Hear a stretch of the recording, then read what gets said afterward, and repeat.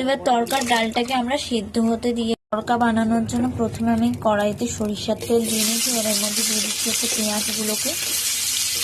তো এখানে আমার পেঁয়াজটা ভাজা হয়ে গেছে। এবার এর মধ্যে আমরা অ্যাড করে দিয়েছি হচ্ছে টমেটো।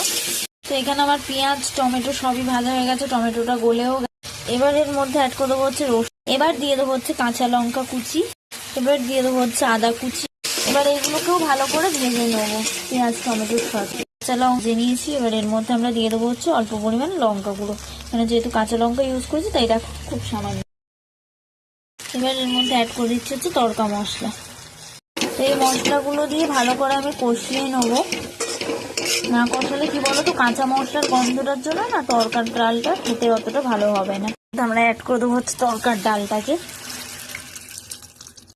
তো ফাইনালি আমি তরকার ডালটা দিয়ে দিয়েছি। এবার একটু ফুটে গেলেই রেডি হয়ে যাবে আমাদের ডাল তরকার রেসিপি। ভিডিওটা কেমন লাগলো অবশ্যই কমেন্টে জানাবে। আমার চ্যানেলটাকে সাবস্ক্রাইব করতে। দেখা হবে নেক্সট ভিডিওতে। টাটা।